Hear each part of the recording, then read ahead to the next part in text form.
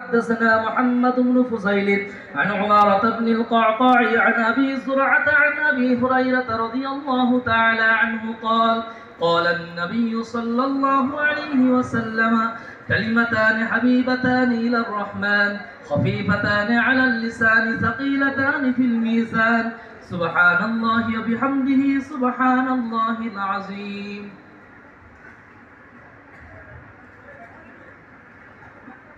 بسم الله الرحمن الرحيم. باب قول الله تبارك وتعالى ونضع الموازين القسط ليوم القيامة وأن أعمال بني آدم وقولهم يؤذن.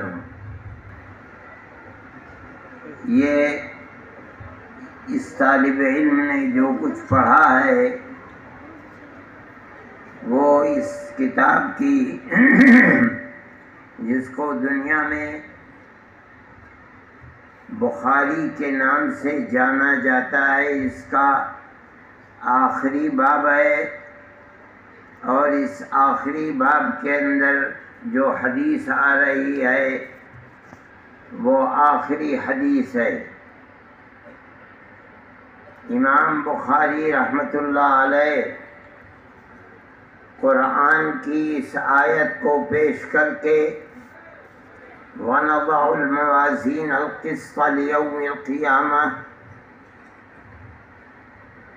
قیامت کے دن اللہ فرماتا ہے کہ ہم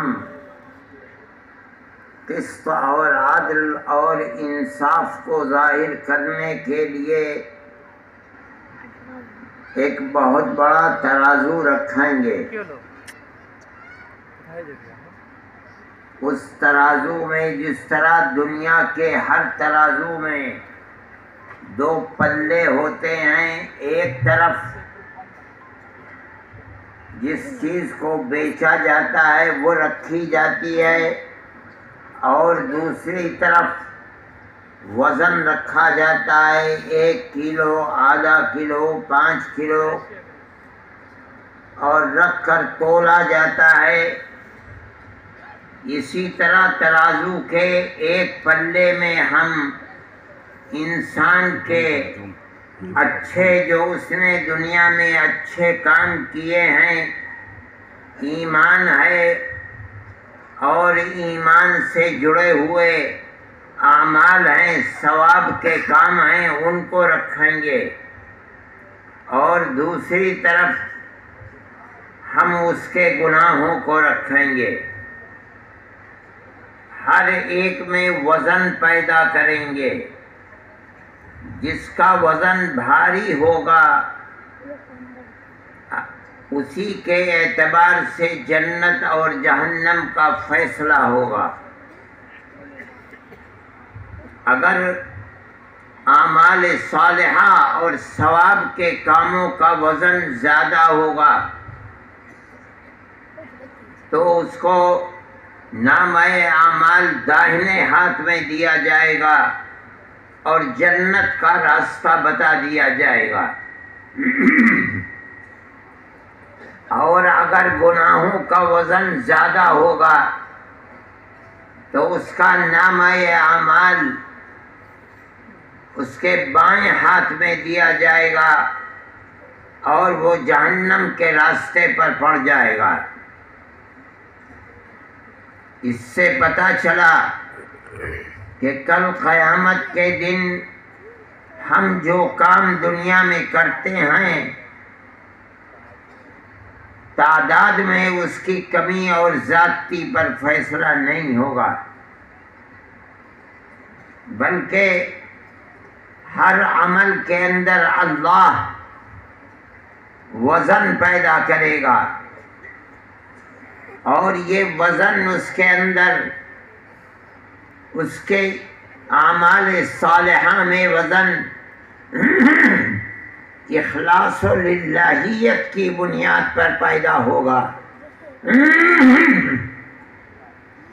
اور اعمال غیر صالحہ اور گناہوں کے اندر وزن اس کی طغیان و سرکشی کے اوپر پیدا ہوگا۔ جتنا ہم نماز پڑھتے ہیں، روزہ رکھتے ہیں، خرچ کرتے ہیں، اس کے اندر جتنی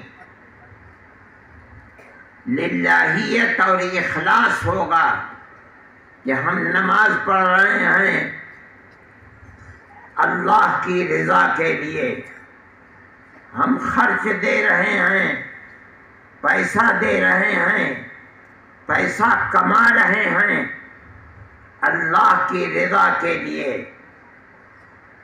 ہمارا ہر قدم اگر بڑھتا ہے تو اللہ کی رضا کے لیے، ہمارا قدم رکتا ہے تو اللہ کی خوشنودی اور رضا کے لیے، اسی بنیاد پر ہمارے ہر عمل کا وزن اللہ کے یہاں متعین ہے اور وہ بڑھتا جاتا ہے، اور جتنی ہمارے دل میں العیاذ باللہ شقاوت و بدبختی ہوتی ہے، طغیان و سرکشی ہوتی ہے، نام و نمود ہوتا ہے، ریا ہوتی ہے، اتنا ہی ہمارے برے کاموں کے اندر سرکشی کی بنیاد پر وزن بڑھتا رہتا ہے۔ اسی کا فیصلہ کل قیامت کے دن ہوگا کہ کس کے نماز، روزے، حج، زکوٰۃ اور اعمال صالحہ میں وزن زیادہ ہے اور کس کے گناہوں کا وزن زیادہ ہے۔ فَأَمَّا مَنْ ثَقُلَتْ مَوَازِينُهُ فَهُوَ فِي عِيشَةٍ رَاضِيَةٍ وَأَمَّا مَنْ خَفَّتْ مَوَازِينُهُ فَأُمُّهُ هَاوِيَةٌ۔ قرآن بار بار اسی کو کہتا ہے کہ جس کے اعمال صالحہ کا وزن زیادہ ہو گیا تو وہ جنت میں رہے گا اور اس کا رہنا بہت خوشی ہوگی، بہت خوشی کا باعث ہوگا، اچھا رہن ہوگا۔ اور جس کے اعمال صالحہ کا وزن ہلکا ہو گیا اور گناہوں کا وزن بھاری ہو گیا تو اس کا ٹھکانہ جہنم ہوگا۔ اللہ تعالی اس آیت میں بتا رہے ہیں کہ قیامت کے دن ہم ترازو کیوں رکھیں گے، مقصد کیا ہے، ادیش کیا ہے، غرض و غایت کیا ہے۔ اللہ خود فرماتا ہے قسط، اپنے عدل کو ظاہر کرنے کے لیے، انصاف کو ظاہر کرنے کے لیے، کسی کے اوپر میدان محشر میں ہم ایک رائی کے دانے کے برابر بھی ظلم نہیں کریں گے، بلکہ بالکل ٹھیک ٹھیک اس کے ہر عمل کا بدلہ دے دیا جائے گا۔ یہاں لوگوں کے دل و دماغ میں یہ بات نہیں آتی کہ عمل جو ہم دنیا میں کرتے ہیں وہ تو ہم کرتے ہیں اور کرنے کے بعد ختم ہو جاتا ہے۔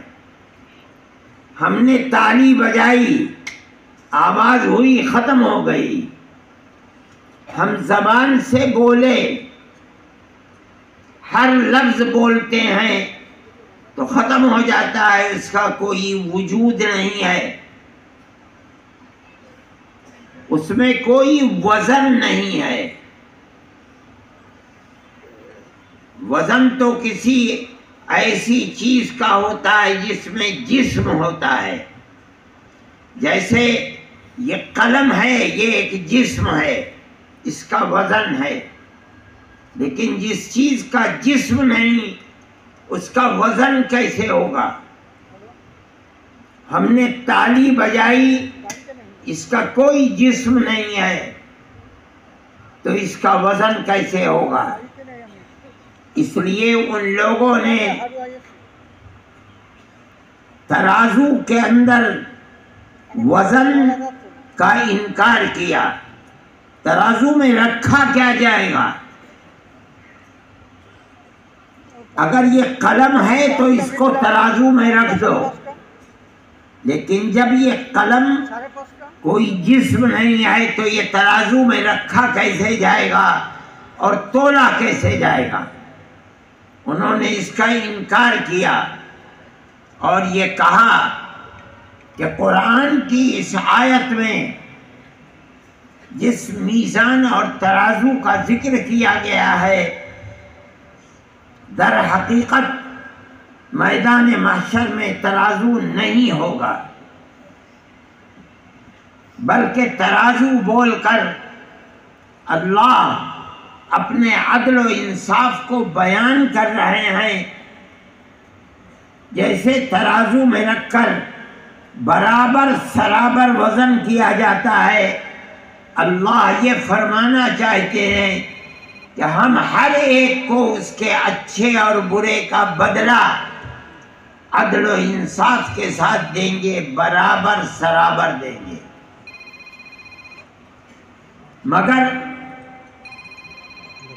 جناب رسول اللہ صلی اللہ علیہ وسلم نے اس آیت کی تفسیر یہ نہیں کی ہے جو وہ لوگ سمجھ رہے ہیں. صحابہ سے جنہوں نے قرآن کا علم بغیر کسی واسطے کے نبی کریم علیہ السلام سے لیا ہے، وہ ترازو کی وہ تشریح نہیں کر رہے ہیں جو یہ لوگ کرتے ہیں اپنی عقل کی بنیاد پر. عقل کو ضرور کام میں لایا جائے گا، لیکن اہل سنت والجماعت کا مسلک یہی ہے اور صحیح بات یہی ہے کہ اگر ہماری عقل اللہ اور اس کے رسول کی فرمان کی گہرائی تک پہنچ گئی، ہم اللہ کا شکر ادا کریں گے کہ اس نے ہماری کوتاہ عقل کو حقیقت تک پہنچا دیا. لیکن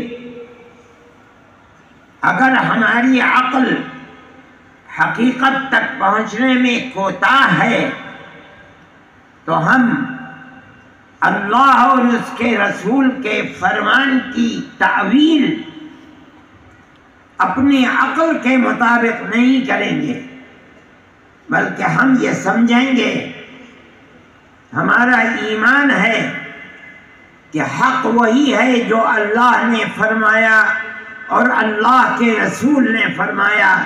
ہماری عقل کوتاہ تھی، ہماری عقل وہاں تک پہنچ نہیں سکی. یہ اہل سنت والجماعت کا عقیدہ ہے. معتزلہ اور خوارج جو اسلامی فرق ضالہ میں سے ہیں، انہوں نے وہ بات کہی جو میں نے بتائی. اس طرح کے لوگ ہر زمانے میں ہوتے ہیں. ہمارے زمانے میں علی گڑھ یونیورسٹی کے جو